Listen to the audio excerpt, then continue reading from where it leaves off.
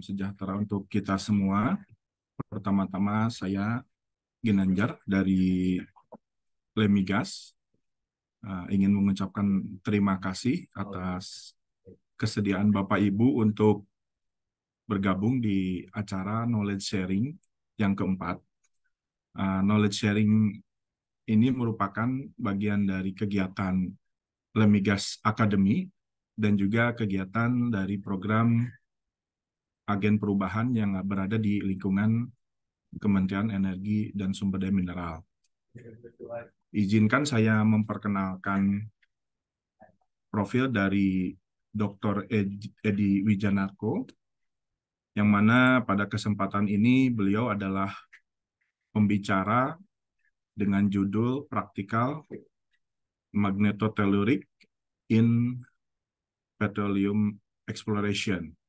Beliau merupakan lulusan dari S3 ITB.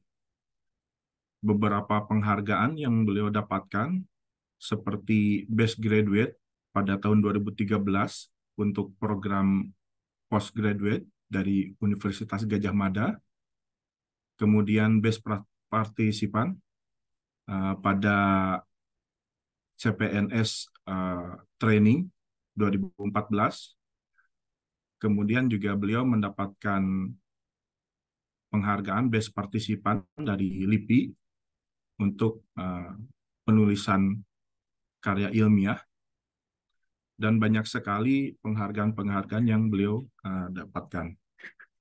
Jadi mungkin untuk acara sekarang, beliau akan memaparkan paparannya selama 45 menit, dan kemudian dilanjutkan dengan tanya jawab.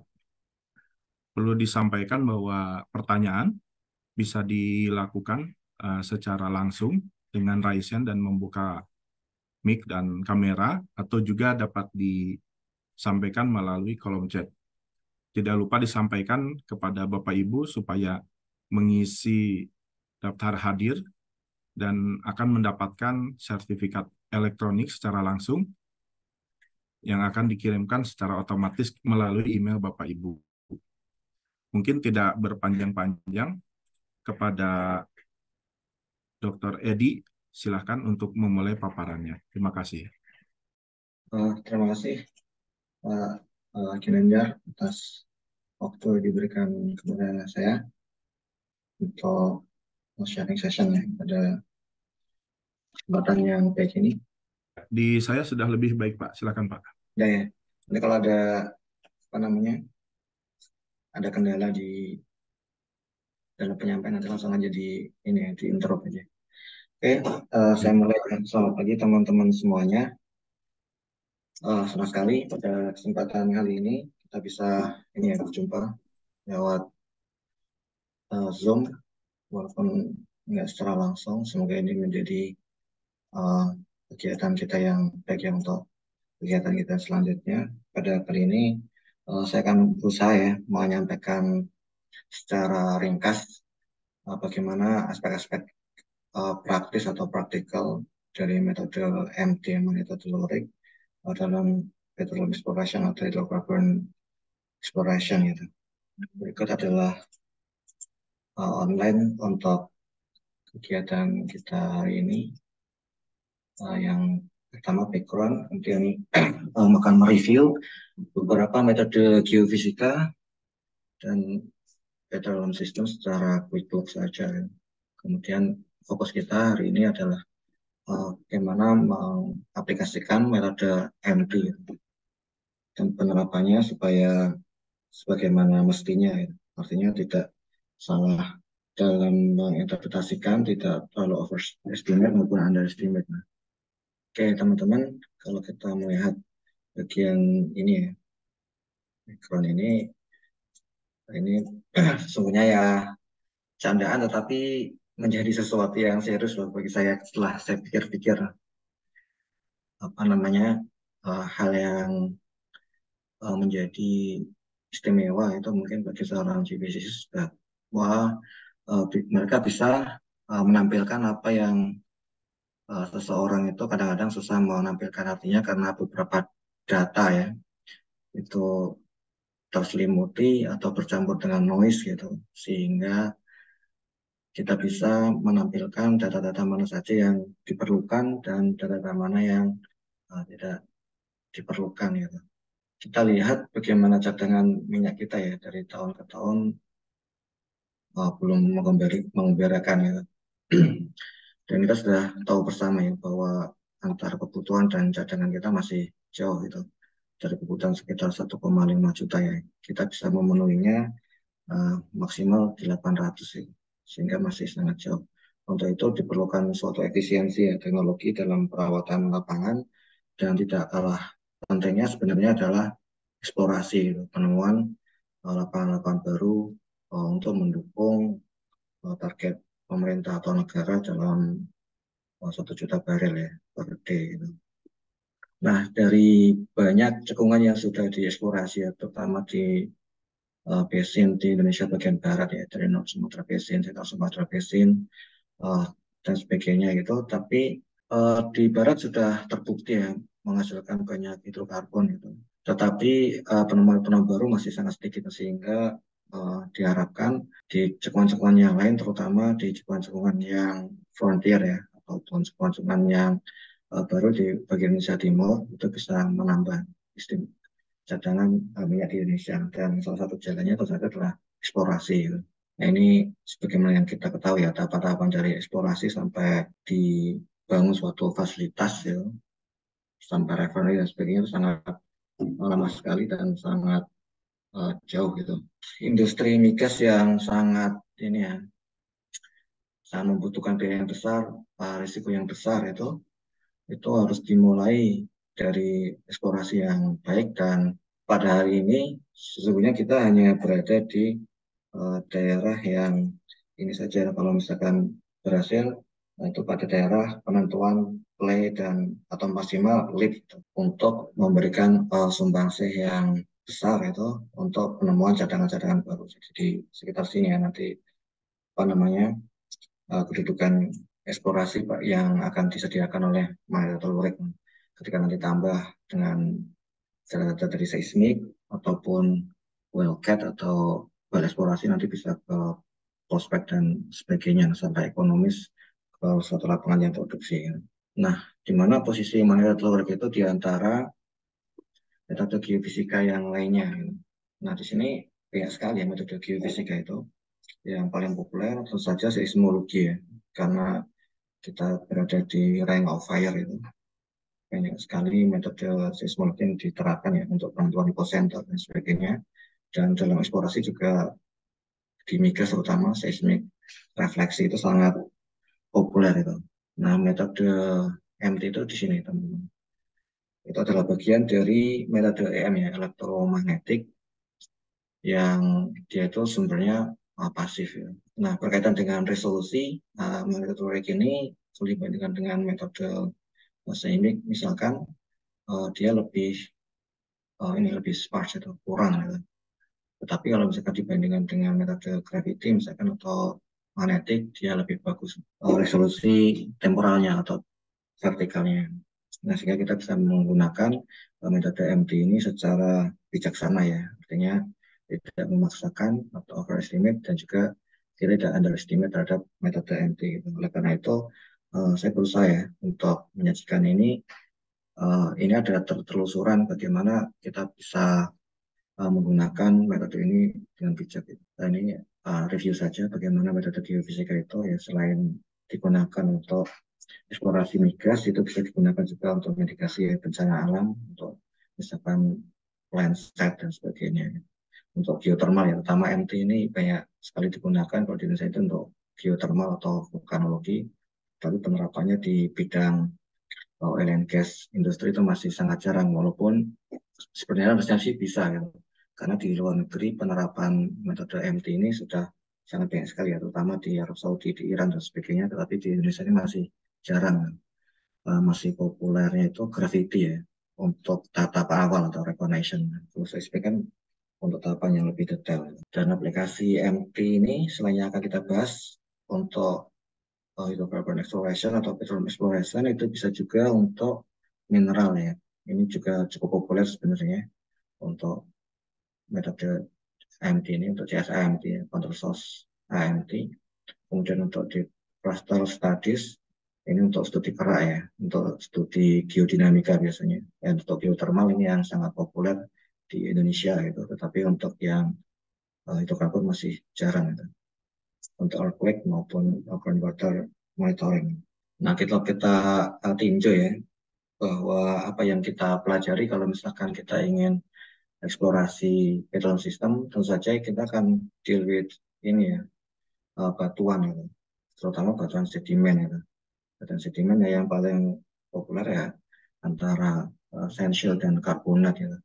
Dan bagaimana metode MT ini bisa digunakan karena kita ketahui bahwa metode MT ini hasil akhirnya atau penampak akhirnya itu adalah penampak resistivity. Dan kita bisa lihat bagaimana masing-masing batuan itu dari metamorfik, kemudian batuan plastik maupun yang non plastik gitu. Terus kemudian batuan ada batuan sedimen dan juga batuan batuan beku itu dia memiliki range resistivitas yang berbeda-beda. Nah, sehingga dengan demikian dengan kita bisa membedakan antara batuan yang ada di bawah yang biasanya itu ini ya, basement gitu dan batuan yang di atasnya yang biasanya dia lebih ini yang lunak itu batuan sedimen sehingga kita bisa uh, mengeneralisasi bagaimana batuan tersebut terbentuk dan bagaimana evolusinya sehingga kita bisa uh, merekonstruksi geologi masa lampau untuk memberikan suatu gambaran ya tentang play atau tentang lead structure di daerah tersebut. Kita akan mulai ke topik ini yang utama kita tentang MT. Jadi intinya MT ini adalah metode pasif ya. Artinya kita tidak perlu menginjeksikan sesuatu ke dalam bumi ya. Kita tidak perlu menginjeksikan arus ataupun menginjeksikan medan EM gitu. Tetapi kita hanya dalam tanda kutip menunggu ya, menunggu datangnya arus. Nah, arusnya itu dari mana? Arusnya itu adalah yang pertama itu dari ionosfer, ya. Yang kedua itu berasal dari petir dan sebagainya. Istilah MT, AMT dan sebagainya itu sebenarnya identik gitu. Bagaimana metode dan bagaimana pengambilan datanya hanya saja yang membedakan di range frekuensi saja. Kalau AMT berarti dia di range frekuensi audio gitu. Kalau MT dia di frekuensi yang lebih rendah. Jadi sambil ini ya, saya menyiapkan bahan lagi.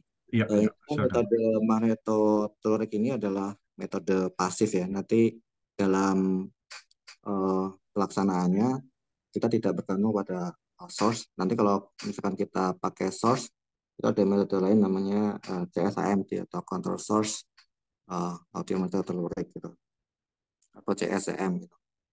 Nah, dalam hal metode MT ini yang biasanya ini ya kurang diperhatikan itu terutama adalah di pemodelan MT, terutama di pemodelan 2D ya. Nah, sebelum ke sana sebenarnya sih nanti ada pengantarnya, tapi sambil ini ya jaringannya ini bagus lagi, saya berikan pengantar terlebih dahulu. Jadi metode MT2D ini cukup tricky gitu, karena pemodelan MT2D ini dia tidak sama dengan metode-metode yang lainnya. Dengan metode yang lainnya, misalkan metode gravitasi atau metode magnetik ataupun seismik. Ya. Dan satu lagi yang penting adalah bahwa metode MT yang 2D ini penentuan 1D atau 2D atau 3D dalam pemodelan itu sebenarnya tidak bergantung pada uh, apa yang menjadi kehendak user dalam kutip pemakai gitu, tetapi ada tekniknya gitu. Kalau kita menggunakan metode pemodelan 1D misalkan, berarti nanti kita harus menyelidiki resistivitas, struktur resistivitas atau geoelectrical distribution di dalam subsurface tersebut. Apakah itu strukturnya 1D, 2D, atau 3D. Nah, struktur 1D, 2D, 3D itu kita bisa memperolehnya itu dengan menggunakan dimensionality analysis itu. Nah, salah satu metodenya itu dengan phase tensor ya. Kalau misalkan daerahnya itu 3D, maka kita tidak bisa memaksakan pemodelan kita itu 2D atau 1D. Berarti harus 3D gitu. Kecuali dalam suatu daerah tersebut ada suatu range frekuensi atau periode di mana biasanya yang periode besar ya atau frekuensi rendah, karena periode dan frekuensi itu kan apa namanya dia berkebalikan ya. Di frekuensi rendah biasanya strukturnya itu struktur 3D. Nah, kalau kita ingin memberikan suatu pemodelan 2D, kita berarti harus memotong frekuensi data kita. Misalkan frekuensi akuisisi kita itu sekitar 10 pangkat min 4 Hz sampai 10 pangkat 3 Hz gitu.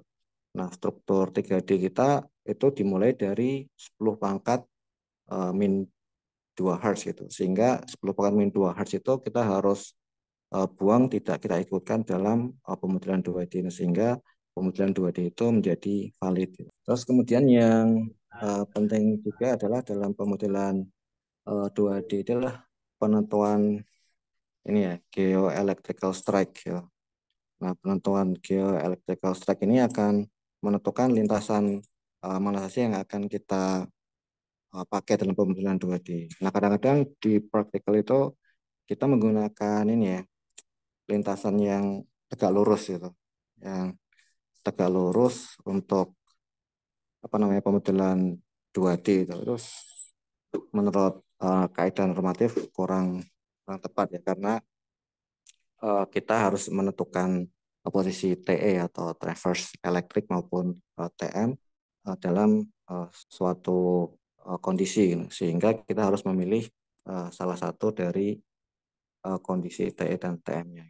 Terus kemudian kalau misalkan kita ingin pemodelan 1D itu juga sebenarnya sama prinsipnya, tetapi hanya saja dalam geoelectrical strike itu kita tidak perlu memperhatikan, artinya geoelectrical strike itu hanya kita perhatikan kalau kita menggunakan pemodelan 2D saja.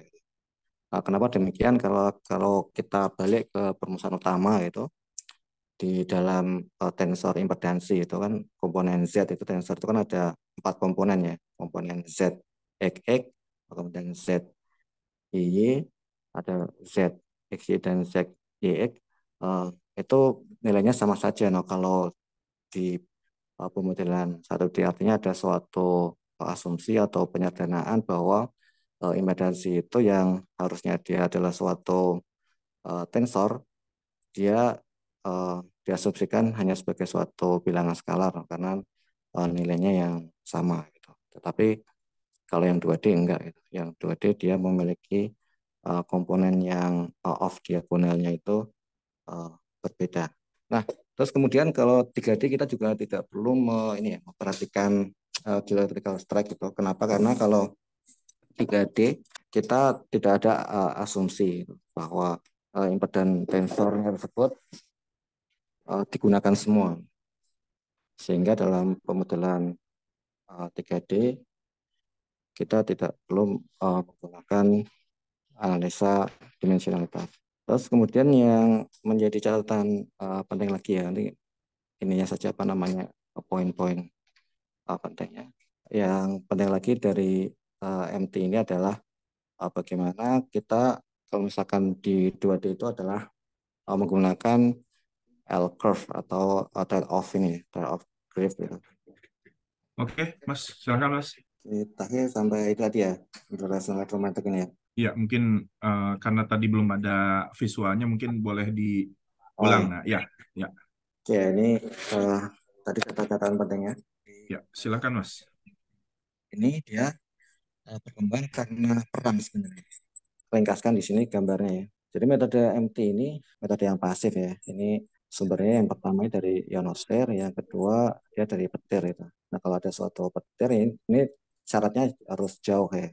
Misalkan di Argentina lah kalau kita ingin posisi di Indonesia. Ini kan ada suatu ini ya, lapisan atmosfer, sehingga uh, medan elektromagnetik terperangkap ya antara atmosfer bumi dan magnetosfer. Nah, inilah yang akan termanfaatkan oleh metode EM. Nah, metode EM ini ada komponen elektrik dan ada komponen magnetiknya ya. Nah, dalam metode EM ini range frekuensinya itu sangat besar ya, sangat besar dari sini 10 pangkat min 3 sampai 5 nih ya, second gitu. Dan yang terpenting di sini yang kita perlu pahami itu ada suatu zona yang biasanya kurang bagus yang dinamakan dengan ini ya, apa namanya, dead zone lah, yang biasanya di frekuensi tersebut yang dekat dengan 1 Hz gitu, frekuensinya kurang baik kadang-kadang, sehingga kalau misalkan kita akuisisi dan memperoleh hal sebagai berikut, itu sebenarnya hal yang wajar. Kemudian hal yang terpenting dari metode Mario Telurik terus saja lah bagaimana kita bisa menelusuri ya, keterkaitan antar ya aspek praktikal dengan aspek normatif itu. Supaya kita yakin bahwa metode yang kita gunakan ini benar-benar tertelusur, artinya apa yang kita dapatkan itu bisa kita cek dari step-stepnya. Kalau kita melihat di sini bersama Maxwell ya, bagaimana metode AMT ini dibangun dari persamaan 2.1 sampai 2.7, kita peroleh induksi elektromagnetik ya sepanjang waktu itu yang akan menghasilkan medan magnetik, ataupun di persamaan selanjutnya yang merupakan hukum ampere ya, persamaan ampere itu bagaimana apa namanya arus internal dan juga displacement listrik terhadap waktu itu juga akan bisa menghasilkan medan magnetik. Nah, dari persamaan-persamaan ini nanti kalau mungkin ada pertanyaannya ini saya cepatkan aja karena tadi ada kendala ya. Nanti bisa balik ke sini kalau misalkan ditanyakan. Kita bisa mengilustrasikan persamaan tersebut dalam suatu gambar yang sederhana seperti ini. Yang pertama, sumber EM, yaitu sinyal elektromagnetik tadi, misalkan dari petir dari Argentina atau Brasil itu ya, jauh dari Indonesia tersebut, dia terpandu antara atmosfer bumi dan atmosfer di magnetosfer.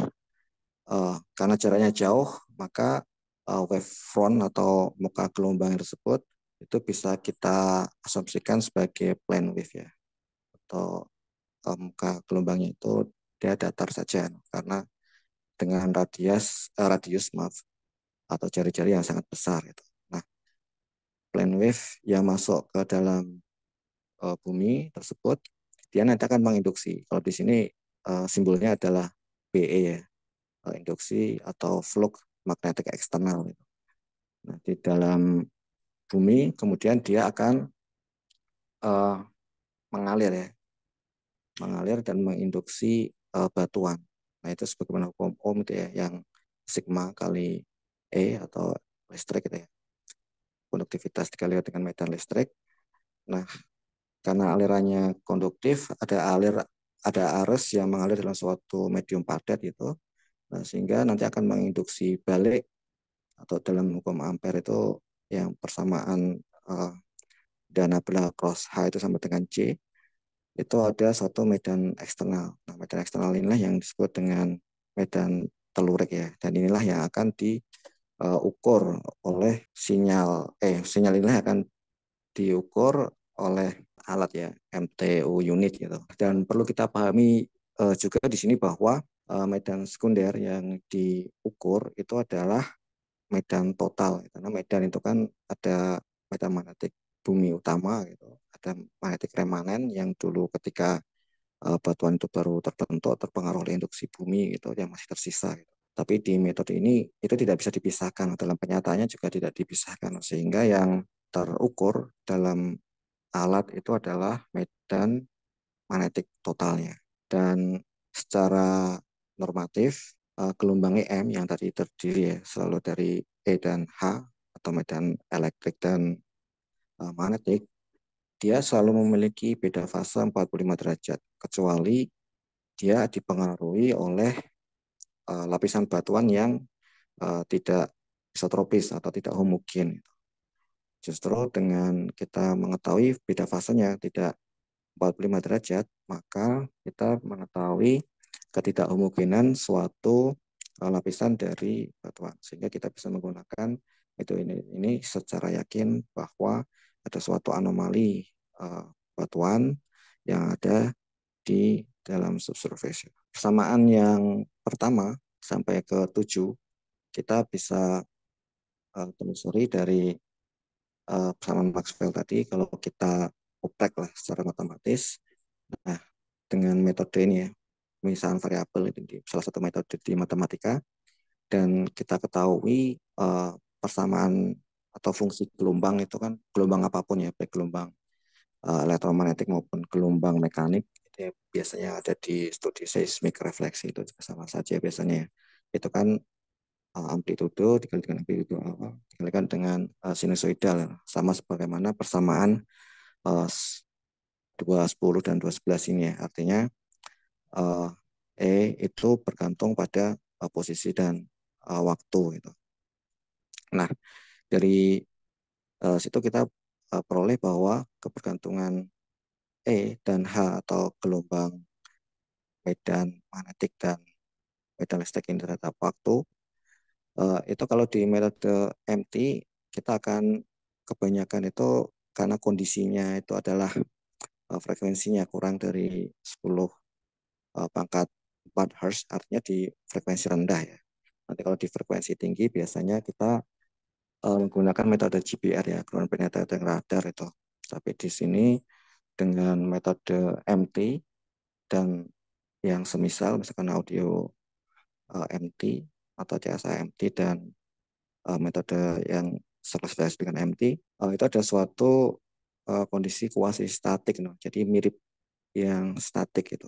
Artinya displacement elektrik itu dalam suatu medan, dalam suatu bahan lah, itu tidak ada. Sehingga kita bisa menegasikan atau kita eliminasi suku yang ada permitivitas atau epsilon tersebut, dan kita hanya mempertahankan suku yang pertama yang ada sigma atau konduktivitas gitu.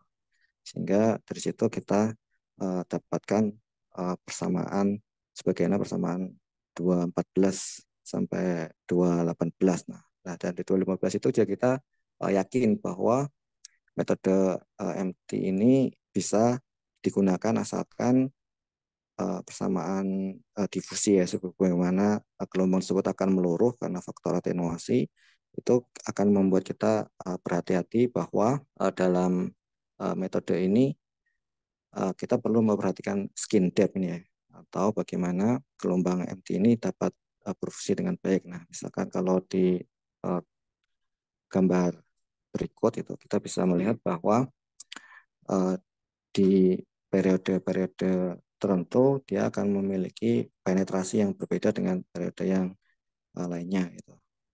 Nah, misalkan di frekuensi juga seperti itu. Nah, sehingga kita tidak memaksakan gitu. Misalkan dalam interpretasi ataupun pemodelan, misalkan kita memiliki periode yang kecil saja gitu, tetapi menginginkan penetrasi yang besar. Nah, itu sesungguhnya kalau kita melihat kebersamaan difusi tadi, itu akan bertentangan. Gitu. Itu artinya kita terlalu overestimate. Ini saya pikir yang paling ini ya, paling penting ya di MT, sebagaimana pengantar saya di depan tadi sebelum. Nah, di persamaan 224 ini adalah persamaan yang paling inti ya dari magneto telurik itu. Hubungan konstitutif antara atau medan listrik dengan tensor impedansi Z dan H gitu. Ini yang tadi saya bilang, impedansi itu apakah dia dilihat sebagai bilangan skalar, sebagai vektor atau sebagai tensor, itulah nanti akan menentukan MT ini ke dalam pemodelan 1D, 2D, dan 3D. Gitu. Sehingga kita pemodelan kita itu tidak salah, 1D, 2D itu tidak ada yang salah. Gitu. Tetapi yang menjadikan kita baik atau tidak adalah pendekatan kita itu benar. Artinya kalau kita menggunakan pemodelan 1D berarti kita harus menerapkan metode ini dengan asumsi-asumsi 1D. Kalau 2D juga seperti itu. Kemudian besaran lain yang penting ya, atau MT ini selain besaran impedansi adalah Tipper ya. Ini yang di persamaan 227 ini ya, hubungan antara Z atau medan magnetik pada arah vertikal ya, arah Z. Nah, itu adalah hubungannya dengan TX atau Tipper arah X dan HX. Itu artinya kalau kita ingin memperoleh arah Tipper strike itu, maka kita harus merekam komponen HZ atau medan magnetik yang arahnya vertikal, sehingga kita bisa menentukan induction vector yang ada di persamaan 228 gitu. Yang itu akan kita bisa gunakan untuk interpretasi secara kualitatif ya, bagaimana suatu medium itu nanti arah arusnya bergerak ke medium konduktif kalau kita mengikuti konvensi dari Parkinson. Nah, ini yang pemodelan mantel track yang 1D ya. 1D itu biasanya kita pakai ini ya, pemodelan rekursif itu. Jadi kita memodelkan MT itu biasanya kita hitung impedansi intrinsik ya, yang ZIJ itu yang paling bawah, terus kemudian naik ke atas sampai ZJ itu. Nah, ini metode pemodelan 1D ini pemahamannya cukup penting karena ini akan mendasari kita ya dalam pemodelan inversi gitu. Karena biasanya inversi itu kan backbone-nya atau mesinnya itu adalah pemodelan forward modeling gitu. Ini kalau untuk pemodelan 2D, nah ini yang penting yang persamaan ini ya, 232 itu. Ini pemodelan 2D secara umum ya di geofisika, ini enggak hanya di MT saja bahwa pemodelannya itu adalah yang S itu sebagai fungsi objektif atau penalty function kadang-kadang disebutnya, atau sebagai objective function atau measure function itu sama saja ya. Jadi intinya adalah sebagai bentuk representasi dari fungsi objektif yang ingin kita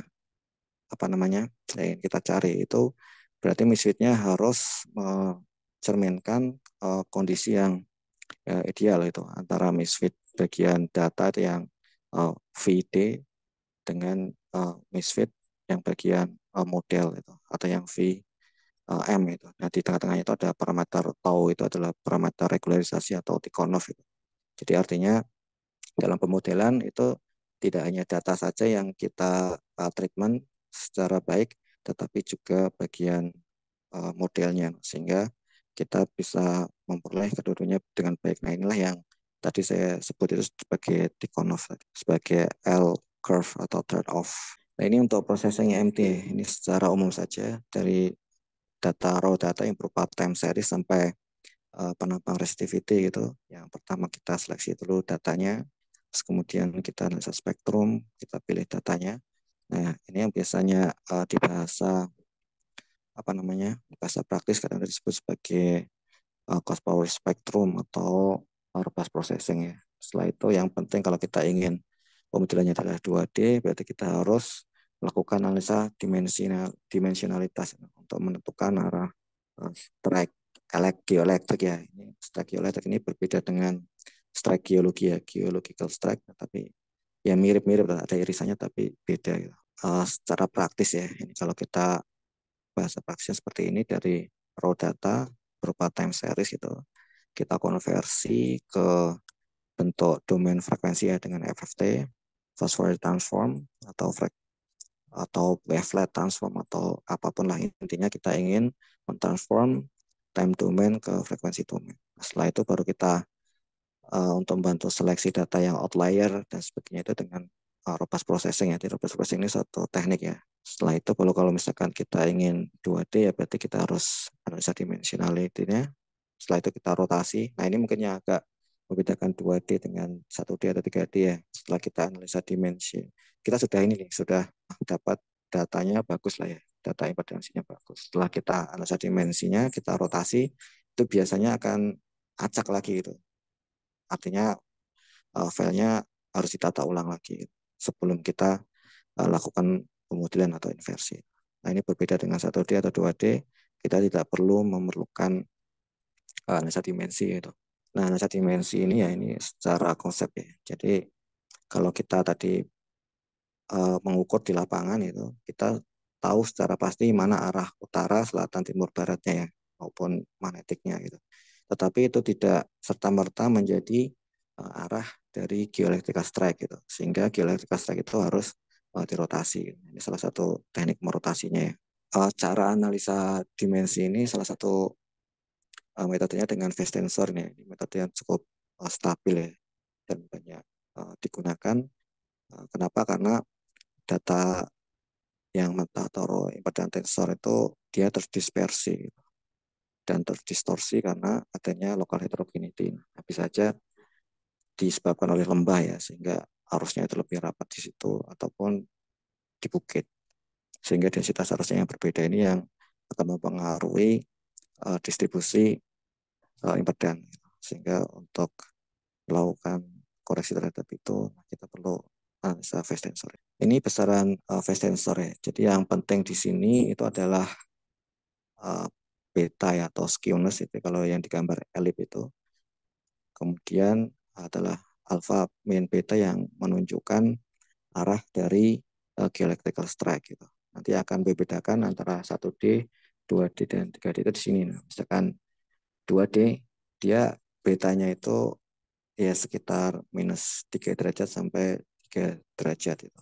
Kalau lebih besar daripada itu berarti dia strukturnya adalah struktur 3D. Nah, struktur di sini itu bukan struktur geologi ya, tetapi struktur resistivitas, struktur aliran arus listrik di dalam bumi gitu. Kalau 1D dia betanya kecil juga ya, minus 3 derajat sampai 3 derajat, tetapi dia bentuknya antara sumbu minor dan sumbu mayor dari elips ini sama, jadi bentuknya itu lingkaran gitu. Dibandingkan 2D yang bentuknya itu elips. Nah ini ya, ini saya ulangi lagi.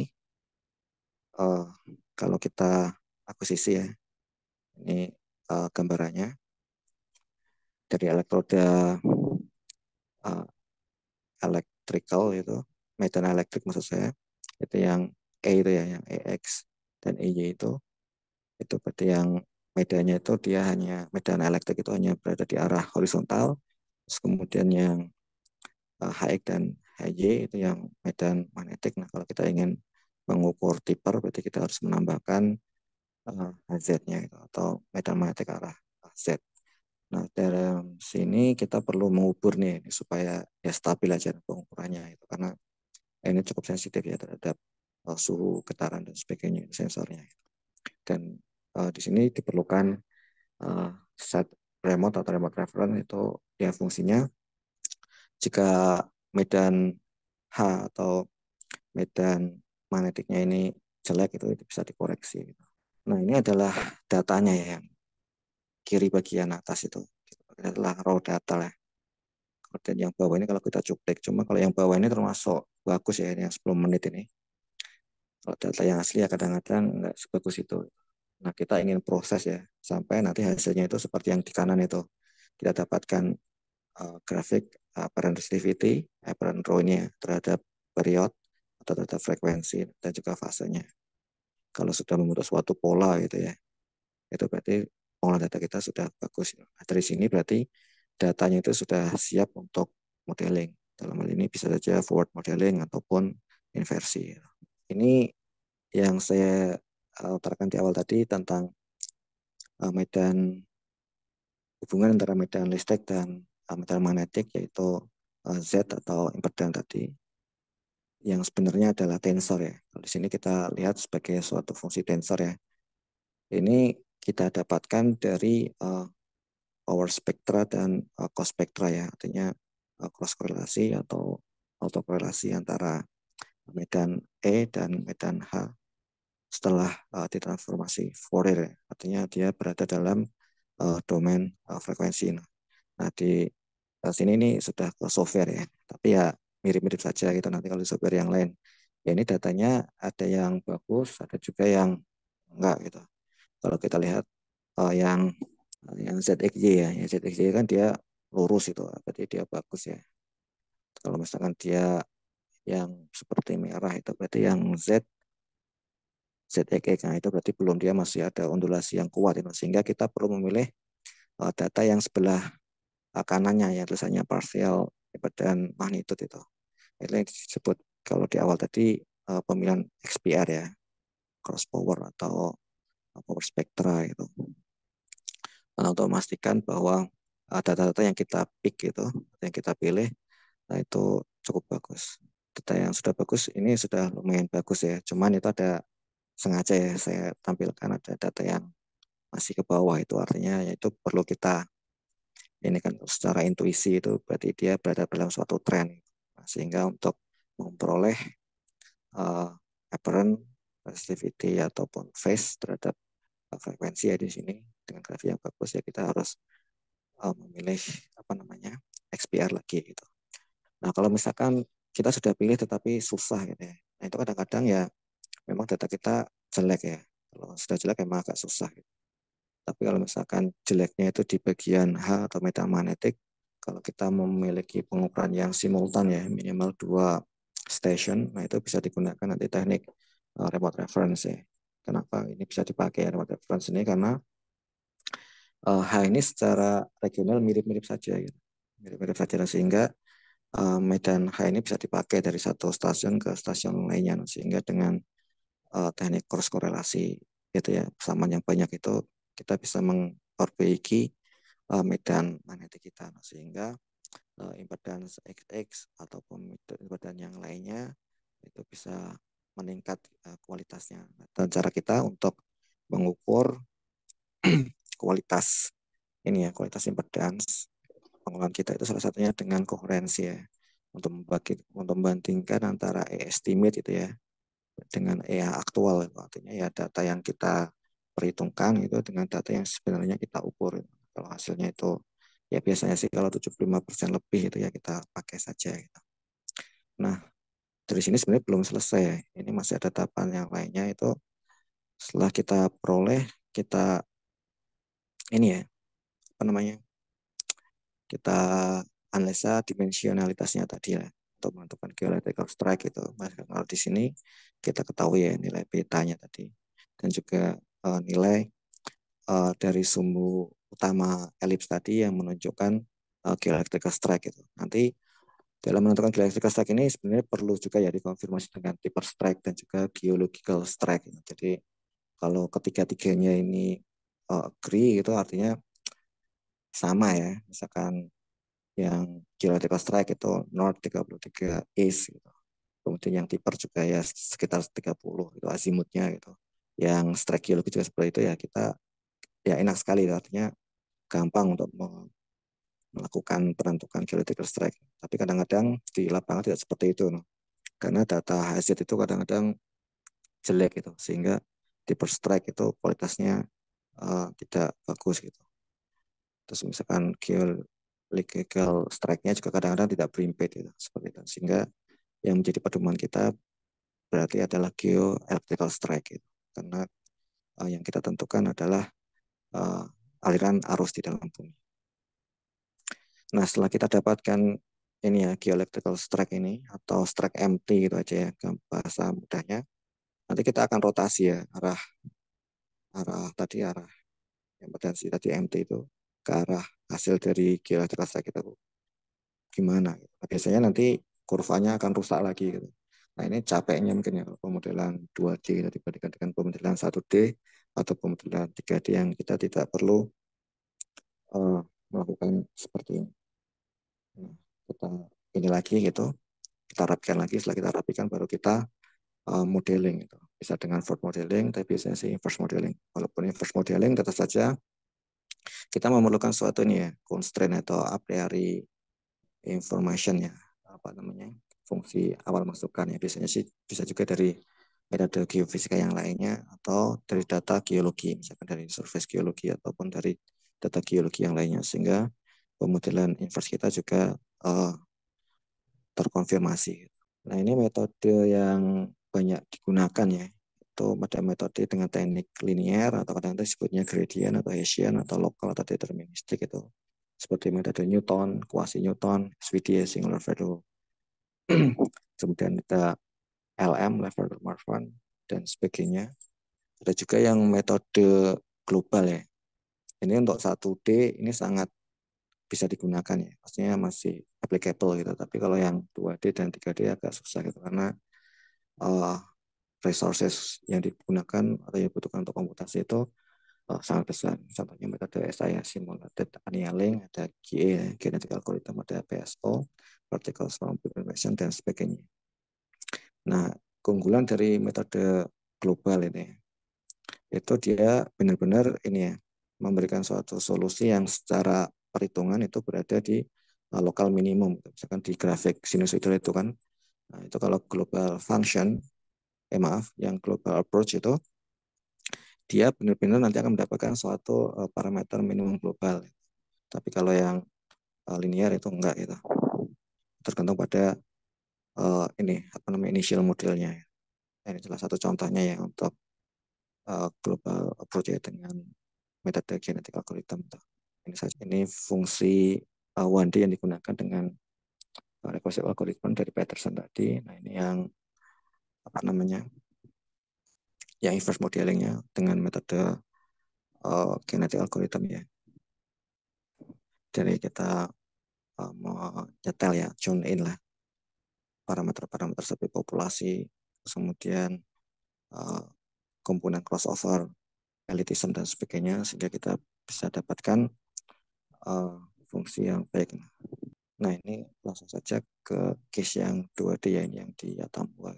Nah, di Atambua itu sudah banyak sekali ya model-model karena eksplorasinya sudah lama gitu, bahkan sebelum Indonesia merdeka gitu. Ya, intinya metodenya modelnya itu berkisar antara model thick skin dan thin skin gitu. Dan seismik daratan yang di sana itu susah gitu. Susah diinterpretasi sehingga tidak memungkinkan ya metode seismik ini terutama yang darat itu kita gunakan. Sehingga kalau kita merefer ya salah satu penelitian dari Misuhata itu di Jepang itu ternyata metode MT bisa membantu ya terutama untuk membedakan antara basement dan sedimennya. Nah, dari sini kita bisa gunakan dan kita apa namanya sedikit modifikasi lah. Nah, ini adalah lintasannya, lintasan MT-nya atau lintasan A, B dan C. Itu adalah kalau kita plot dengan geologi ya. Artinya di sini memang geologinya sangat kompleks karena beberapa batuan yang berumur apa namanya Permian bahkan itu sudah outcrop ya di sini. Dan dia bercampur dengan batuan-batuan yang berumur tersiar bahkan yang lebih muda. Sehingga kita dari sini bisa gunakan metode ini ya untuk mendeteksi apakah batuan yang outcrop itu yang berumur tua itu di bawahnya itu adalah langsung basement atau enggak gitu. Hasil pengolahannya kalau sudah dapatkan kurva seperti ini berarti kita sudah siap untuk modeling. Nah, sebagaimana tahapan tadi kita lakukan dulu analisa dimensinya. Nah, kita lakukan analisa geological strike dan deeper strike ya. Nah, di sini deeper strike enggak sepenuhnya berimpit dengan geological strike gitu, sehingga dari sini kita berpatokan pada geological strike karena pertimbangan tadi ya hazard itu kadang-kadang terdistorsi. Nah, dari sini juga kita bisa lihat ellip dan skew pada lintasan ini bahwa kalau tadi kita lihat pada beta atau skew itu lebih besar dari 3 itu kan dia strukturnya 3D ya, sehingga kalau kita ingin melakukan pemodelan 2D berarti kita harus batasi. Kalau misalkan di case ini ya kalau frekuensinya itu lebih besar dari atau lebih kecil ya, lebih kecil dari 10 pangkat min 2 ya kita tidak ikut sertakan, sehingga kita batasi frekuensi yang kita gunakan untuk modeling pada maksimal itu 10 pangkat min 2 Hz. Nah, ini sama ya untuk lintasan B maupun lintasan C setelah kita lakukan analisa dimensionalitas itu. Dan setelah kita plot ya phase tensor yang tersebut, kita bisa lihat ya di bagian kanan itu ya sebenarnya nggak banyak sih ya yang strukturnya 3D gitu. Tapi kita perlu berhati-hati agar modelan kita itu valid gitu. Nah, ini adalah hasilnya ya. Hasilnya lebih baik ya kalau kita misalkan nggak saya tampilkan di sini, kalau itu dengan pemodelan yang tidak memperhatikan analisa-analisa geological strike gitu. Hasilnya ini dengan metode nonlinear conjugate gradient ya. Ini salah satu metode inversi lah 2D gitu. Nah, kita perhatikan di sini tadi yang parameter tuning thickness-nya tadi ya. Maaf, tuningnya ya. Tuning thickness. Tuning saja. Itu parameter regularisasi atau parameter Tikhonov kadang-kadang disebutnya. Nah, itu artinya ya kita ya parameter kompromi lah. Apakah kita itu ngikut data misfit gitu, atau kita ngikut model misfit. Nah, kalau di sini batas apa namanya bahasanya roughness ya. Nah, dan kita juga bisa melihat bagaimana errornya yang tidak terlalu besar dari masing-masing lintasan yang di sebelah kanan tersebut, sehingga pemodelan kita, nah ini kita QC lagi dengan pseudo section dari resistivity dan phase-nya. Nah, ini mirip dengan kurva sounding mungkin ya kalau di pemodelan MT1D, cuma ini ditampilkan dalam 2D. Nah, kalau antara yang observe itu dengan yang calculated itu apa namanya cukup mirip ya. Kita bisa bisa gunakan, maksudnya secara normatif bisa kita gunakan untuk interpretasi geologi selanjutnya. Nah, ini kita perbesar saja. Ini salah satu contohnya di lintasan absen. Nah, sebenarnya datanya ini ada data ini juga ya, data gravity dan juga data magnetik gitu. Sehingga ada juga data-data geologi yang lainnya. Sehingga interpretasinya bisa diambil seperti ini. Nanti kita bisa diskusi lah ke sini gitu. Cuma kalau bahasnya terlalu detail kayaknya waktunya nggak cukup itu. Izin Mas, jadi Ya, tes. ini mohon maaf, ini suaranya agak mengecil. Boleh mungkin didekatkan lagi ke mic ya, Pak? Tes. Suaranya bisa. Ya, barusan. Oke. Ya. Untuk lintasan B absen maupun C absennya. Jadi intinya dari sini dengan mengintegrasikan ya metode lurik, kemudian gravity dan magnetik, dan juga informasi geologi dari geokimia dan sebagainya, kita bisa bisa bangun suatu model tektonik ya di sini ini model timur gitu. Nah, dari sini kita bisa dapatkan bahwa sebenarnya sekuen yang berasal dari Australia ya, kalau di sini yang Australia, yang berasal dari Australia ataupun One itu yang kayak nano ini ya, dia memiliki ketebalannya sebenarnya masih cukup gitu untuk konservasi atau mengenerate hidrokarbon. Kalau dari informasi saya bahwa hidrokarbon di sini itu sekitar Jurassic itu dia mulai tereksposi gitu. Sehingga walaupun di sini belum ada pemboran yang ini yang terbukti, tapi sebenarnya secara potensi cukup baik gitu. Kemudian ini yang dilakukan juga oleh Lemkas ya, ini di Jawa Timur ini. Ini pemodelannya 1,5D ya. 1,5D itu kita memodelkan 1D gitu, tetapi secara simultan 1,5D. Kalau tadi 2D itu benar-benar 2D modelnya gitu, diupdate. Ya, ini hasilnya seperti ini karena ini confidential ya, makanya banyak informasi yang saya hilangkan. Intinya di sini kita bisa membedakan ya antara lapisannya basement gitu ya, kemudian lapisan yang synrift dan postriftnya. Kemudian dari literatur juga kita bisa kita lihat di Indonesia itu ada gitu, tapi belum begitu banyak lah kalau dibandingkan dengan aplikasi MT ini untuk geothermal atau vulkanologi. Tapi kalau di luar itu ya, di Iran, di Arab Saudi atau di Eropa, di Amerika ya, di Brasil juga itu sudah banyak aplikasi metode MT ini. Nah, ini mungkin bisa menjadi ini ya, bisa menjadi pemacu bagi kita. Sebenarnya metode MT ini lebih baik gitu resolusinya daripada metode gravitasi.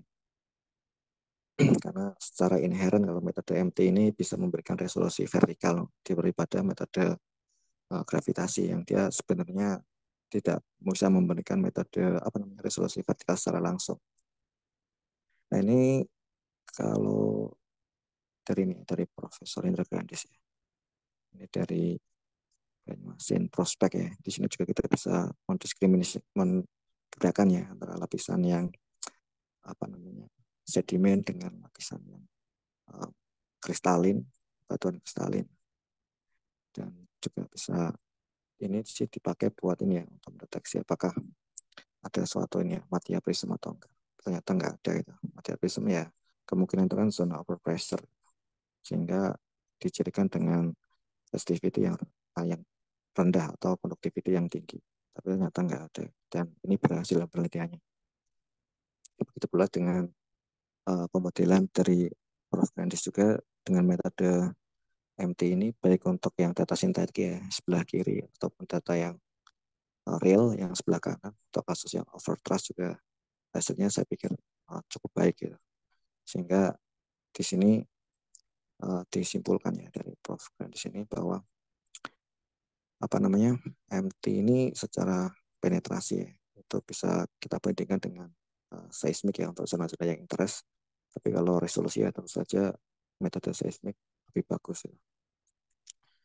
Nah, tapi untuk beberapa case ya, untuk data seismik yang susah ya, kita dapatkan layeringnya, misalkan tadi di kasus Atambua tadi, ataupun di kasus yang lain, yang biasanya itu tertutup oleh vulkanik gitu. Kita bisa menggunakan metode ini untuk suplementary metode seismik gitu.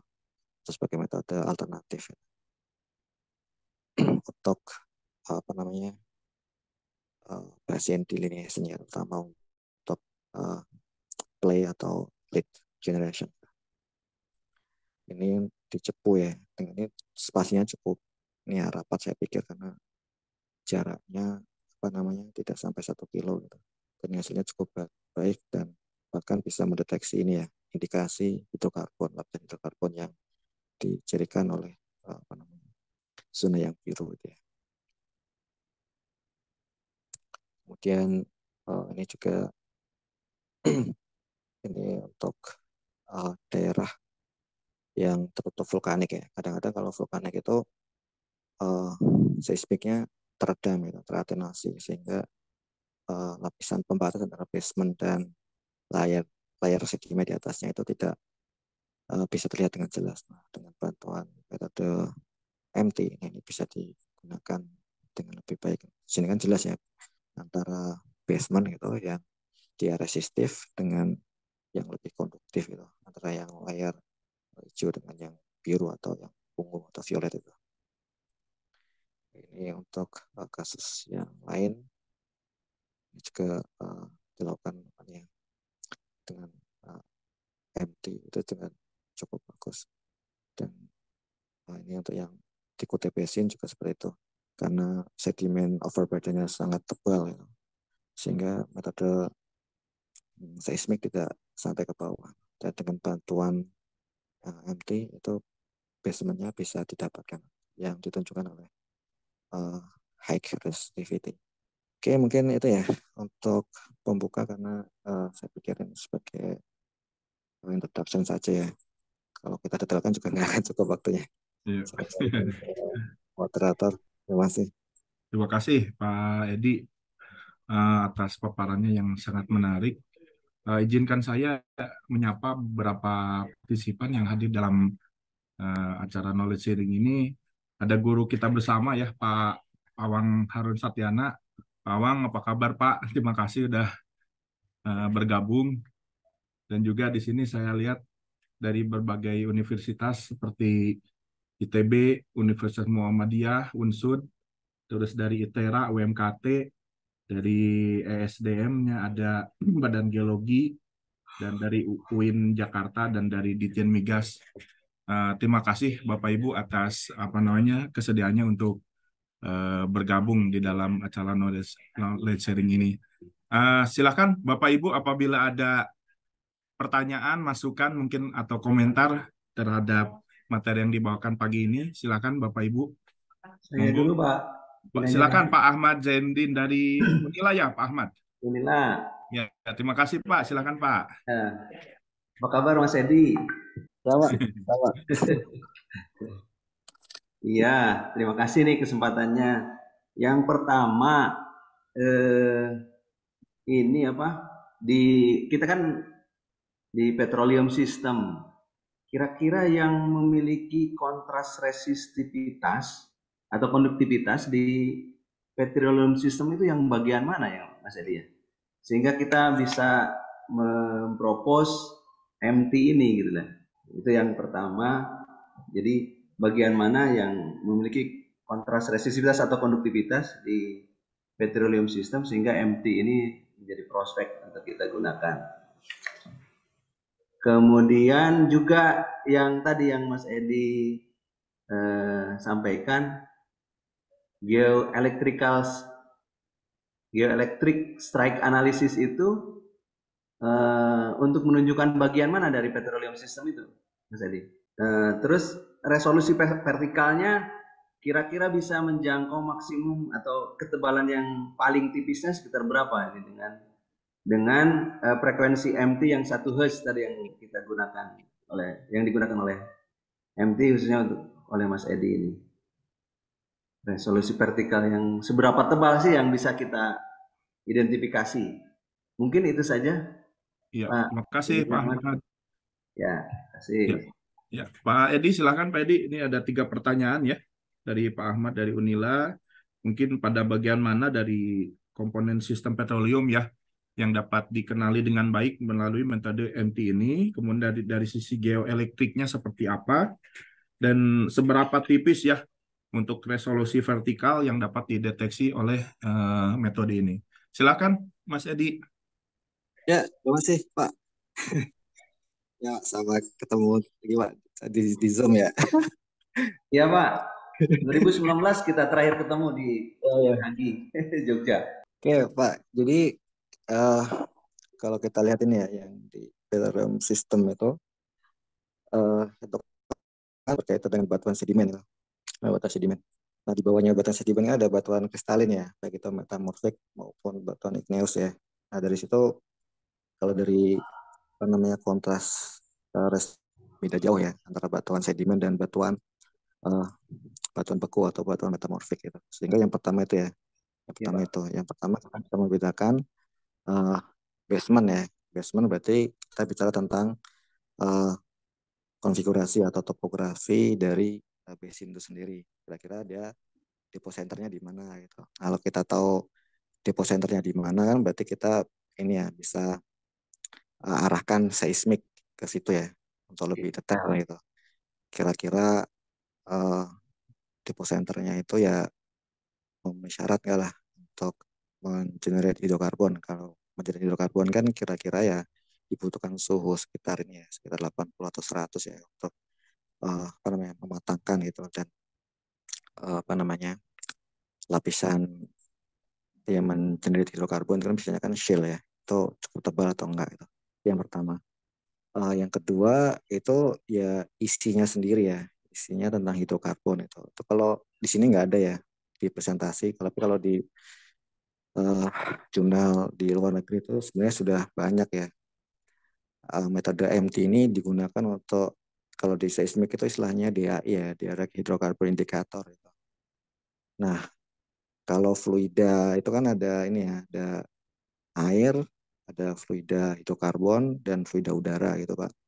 Ya. Kalau dia terisi hidrokarbon itu kan fraksi air itu kan akan terdesak ya. Jadi kalau misalkan dia uh, berisi air itu kan dia lebih konduktif gitu dibandingkan dengan dia terdesak dengan beberapa bagiannya itu oleh hidrokarbon. Sehingga dari sini kita bisa membedakan ya antara misalkan di struktur-struktur yang sudah terbukti ya itu di anti-clean yang kalau di sini misalkan di anti-clean kita bisa membedakan antara lapisan itu yang kemungkinan ya terisi oleh fluida air dengan yang terisi fluida hidrokarbon ya dengan konduktivitasnya tadi yang berbeda gitu.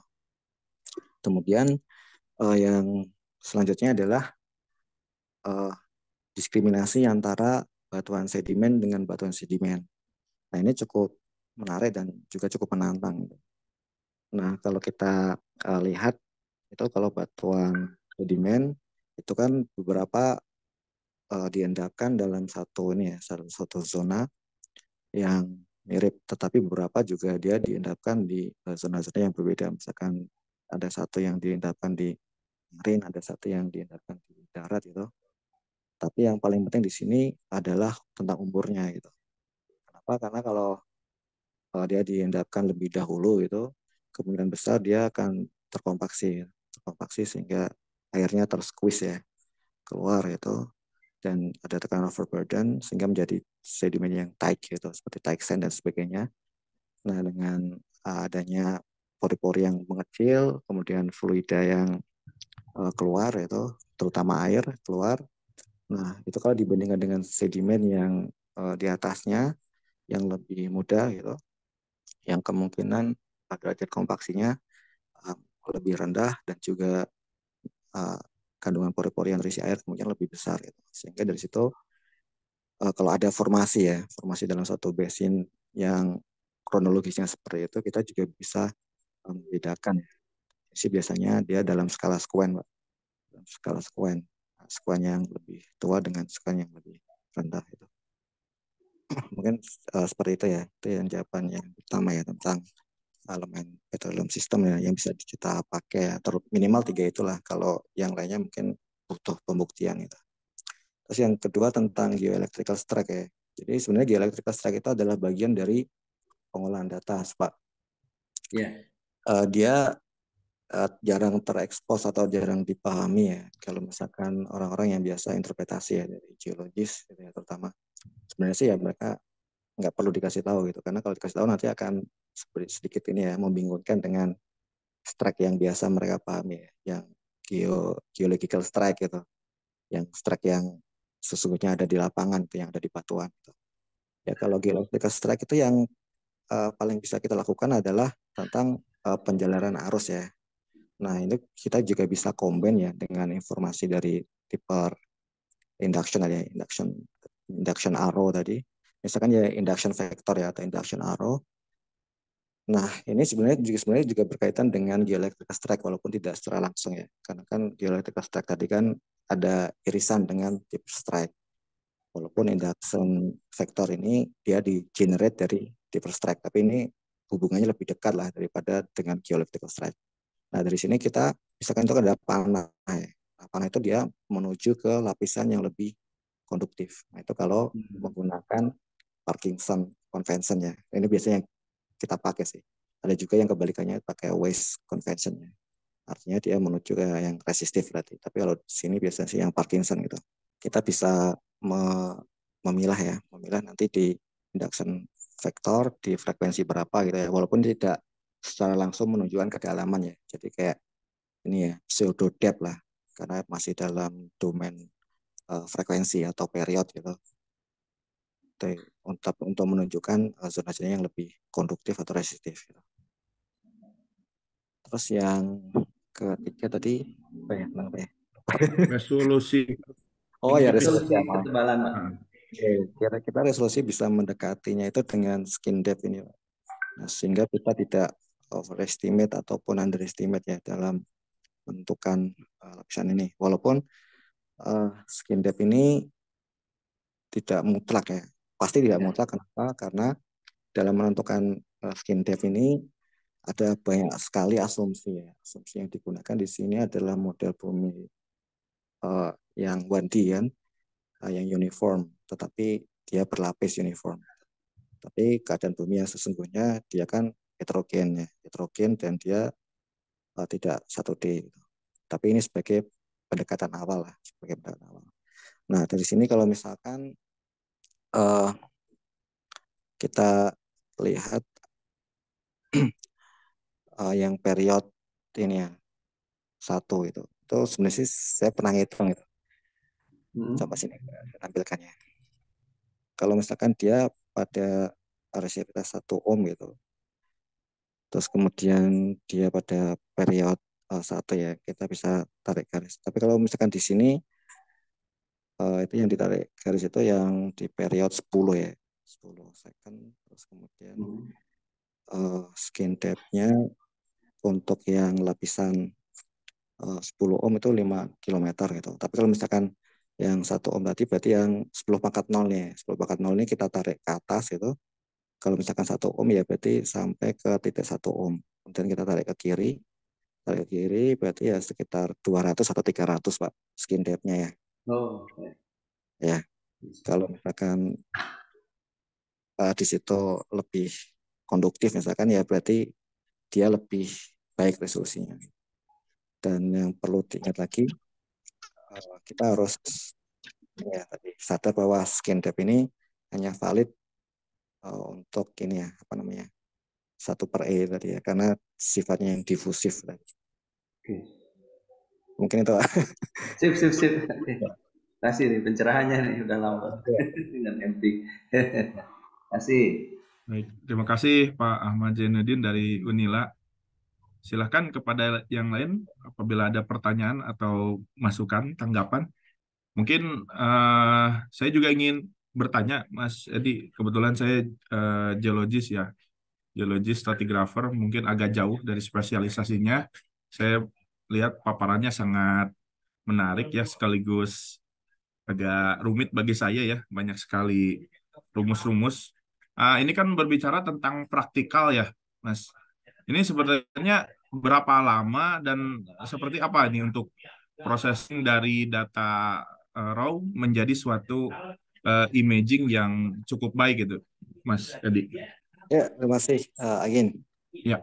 Kalau berapa lama ya sebenarnya sih tergantung orang yang mengerjakannya itu mau cepat atau enggak itu sih. Oh, Ya, kalau satu nih ini rata-rata aja ya. Rata-rata kalau ini normal aja. Kita bicara sesuatu yang normal. Itu satu hari itu kita bisa processing data ya. Maksudnya processing data itu dari raw menjadi data yang siap ini ya, yang seperti ini. Ini sekitar tiga itu maksimal mungkin ya. Itu kalau hari kerja ya, benar-benar hari kerja 10 jam itu. Ya sekitar 3 data lah. Ini tiga belum pintasan ya belum seperti itu ya. 3 station ya. Ini tiga Tiga station itu station. ini baru sampai ini ya, baru sampai yang grafik yang itu yang kanan itu. Nah, sampai situ kan nanti ada pengolahan lanjutannya. Tapi ya minimal kalau kita sudah sampai ke data yang bagus seperti itu ya, itu sudah ya, sudah di satu terminal ya. Ya sekitar 3 lah maksimal ya untuk menjaga kualitas Ya. data ya. Nanti kalau terlalu cepat-cepat nanti kan ini yang agak ya sebenarnya sih nggak susah ya, nggak susah cuman membosankan mungkin ya. Membosankan itu aja kan kita perlu ini ya cross power XPR-nya, cross power selection ini. Ya untuk satu data kita selecting dan sebagainya gitu kan. Kalau datanya banyak kan ya cukup bosan gitu. Tapi ya normal sih 3 gitu. 3 itu sampai sini maksud saya. Nanti untuk uh, pemodelan dan sebagainya di luar itu ya. Untuk pemodelan ya mungkin ya perlu integrasi ya dari banyak, terutama dari geologi juga ya, supaya initial model yang kita gunakan ataupun justifikasinya juga lebih baik gitu. Ya, baik, terima kasih Mas Edi. Silakan yang lain apabila ada pertanyaan. Mungkin dari beberapa teman-teman universitas saya lihat banyak sekali ya. Terima kasih sekali nih atas kesediaannya untuk bergabung. Silakan Seri, mungkin dari seri para berikutnya kabar-kabar Pak Ginanjar. siap Pak, siap. Mungkin nanti insya Allah ini video ini akan kita upload ya di YouTube supaya nanti mungkin bisa Ya, dilihat ulang Pak Ahmad. ya, siap, siap. Seri berikutnya ditunggu. Iya, siap, siap. Saya lihat di sini banyak sekali saran ya untuk tema-tema knowledge sharing seperti CCS ya, carbon capture storage, kemudian geothermal juga ada, kemudian ada cekungan migas modern dan hidrogeologi ya, banyak sekali. Terima kasih teman-teman atas sarannya untuk knowledge sharing ke depan. Mungkin dari Bu Julika ada pertanyaan, Bu Julika silakan Bu. Oke deh, saya dipaksa untuk tanya. Sebenarnya saya juga MT ini paling yang di kuliah saya dulu nggak pernah dapat ya. Cuma saya hanya ingin tahu aja, ini anu aja, bukan terlalu teoritis, nanya ini global aja. Jadi kalau kan kita tahu kalau di beberapa metode fisika potensial seperti gravitasi itu kan sudah sering kita pakai untuk apa basement ya, identifikasi basement. Terus apa kelebihan atau mungkin hanya saling mendukung atau sarannya kenapa kita harus pakai dibandingkan gravitasi itu seperti apa ya? Lebih lebih oke mana gitu dalam untuk mendeteksi basement. Selama ini kan kita sering melihat peta-peta basement itu dihasilkan dari data gravitasi. Masih jarang kita melihat peta basement yang diturunkan dari hasil akuisisi maupun processing dari MT. Apa mungkin kendala-kendalanya lebih banyak atau seperti apa, Pak Edi? Itu aja Ya, deh, pertanyaan simpel aja. Makasih. ya terima kasih Bu Julika. Kalau metode gravitasi itu kan sebenarnya kita tidak bisa memperoleh resolusi vertikal secara inheren ya, maksudnya secara langsung dari metode gravitasi. Karena kalau metode gravitasi itu kan kita mengukur suatu massa, total massa ya di bawah permukaan bumi, yang itu memberikan ini ya, extractional force yang kita ukur di apa namanya, di gravimeter itu. Jadi artinya sebenarnya kita tidak bisa mengetahui secara langsung apakah di bawah gravimeter, gravitimeter itu adalah suatu massa yang memiliki kedalaman sekian gitu. Karena gravimeter tersebut sebenarnya kan juga dipengaruhi oleh tarikan massa yang berada di sekitarnya ya, termasuk di surface, makanya kan ada koreksi medan dan sebagainya. Sehingga resolusi temporal, resolusi vertikal yang kita peroleh dari gravitasi itu kan sebenarnya suatu pendekatan. Yang pertama dari analisa ini ya, analisa spektrumnya. Tapi kalau metode MT, walaupun ini ya nggak seperti seismik gitu, kita benar-benar mensensing subsurface ini secara langsung. Nah, sebagai buktinya adalah kita memasukkan suatu sinyal. Misalkan kalau kita lihat ini ya, skin depth ini, misalkan kita menggunakan periode berapa nih? 10 ya, 10 second gitu. 10 second itu. 10 second berarti kalau misalkan lapisan buminya tersebut memiliki resistitivitas 0,1 ohm, berarti dia benar-benar mensensing ya sekitar berapa ini? 1, 2, 3, sekitar 300 ya, 300 meter itu. Kalau misalkan kita menggunakan periode yang lebih rendah, misalkan di periode 10 pangkat min 3 ya, 10 pangkat min 3 bahkan itu bisa diperoleh resolusi di skala 10 meter ya, di skala 10 meter.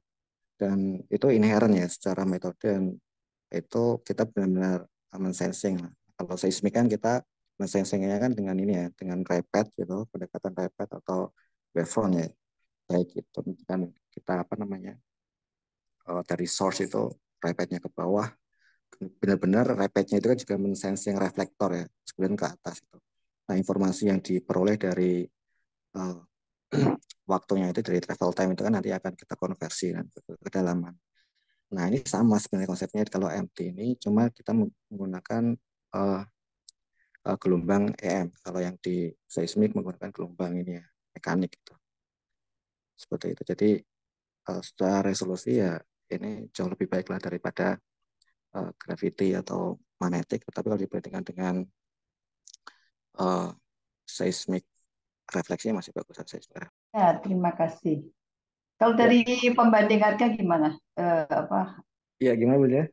kalau dibandingkan harga nilai uang ya, nilai uang itu lebih Oh ekonomis. ya, ya yang paling mahal seismik ya pasti. Ini Iya, MT. iya pasti dengan gravity aja. Oh ya, kalau gravity sama MT malah MT Bu. Untuk untuk 1 kilometer square yang sama kan maksudnya. Ya lebih mahalan MT. Karena gravity kan satu Jauh atau gimana? Dekat-dekat enggak? eh, jauh Bu. Kalau MT kan satu titik kan lama ya. Bisa 1 hari. Kalau AMT ya 1 jam. 1 jam sampai 3 jam. Atau setengah jam. Tapi ya kebanyakan sejam kalau AMT. Kalau MT bisa 1 hari. Kalau gravity kita satu tempat paling 10 menit gitu. Jadi dari situ kan kita bisa ini ya, mengukur mobilitasnya. Kalau misalkan 1 kilometer square-nya dia spasinya berapa itu kan, misalkan kita ambil aja 100 ya, 100 titik ya, MT bisa berbulan-bulan gitu. Kalau gravity ya cuma hitungan minggu. Baik. Eh, Kalau itu juga kayak gravity nggak ada data apa namanya yang topek itu yang bisa di load itu. Oh, apa ini juga dengan spasi global ya. Kalau siapa yang terlalu ada juga ya Pak itu ya. Iya Bu, gimana Bu? Maaf, Kalau enggak. gravity kan kita suka download juga di yang free itu. Kalau di MT juga bisa seperti itu kayak topek itu ya. Dulu sih Ya, ini ya, ya dulu ada pabrikan ya, yang dari Kanada itu mau bikin lah kalau di GPS itu seperti Inacors itu ya, kayak stasiun base-nya itu, tapi kayaknya sih sampai sekarang belum dibikin karena mungkin pengguna MT di Indonesia juga belum banyak ya. Jadi yang nggak ada penyediaannya sampai saat ini, ya, terutama di Indonesia ya. Kayak di dunia ya, kalaupun ada itu sudah ini Bu, apa nggak real time gitu. Ada sih beberapa yang Departemen Energinya Kanada, Australia juga ada saya beberapa kali download, tapi ya kalau yang real time kayaknya sih belum. Indonesia dulu katanya mau dibikin, tapi ya karena penggunanya mungkin ya masih sedikit ya belum ada. Kalau yang GPS kan ada kan yang stasiun Inacors itu kan, seperti itu mungkin konsep. Jadi belum ada lah secara singkatnya. Oke. Kalau eh, aplikasi di pertambah, kalau aplikasi di geothermal kan CSAMT ya. Kalau di pertambangan Sama aja sih Bu. Pakai CSAMT atau AMT. CSAMT juga ya. Ya ini sama aja, cuman yang membedakan mungkin ya di interpretasinya, di tambang sama di geothermal. Tapi secara teknikal itu sama aja. Oke. Terima kasih Pak Edi. Ya terima kasih Bu Julika.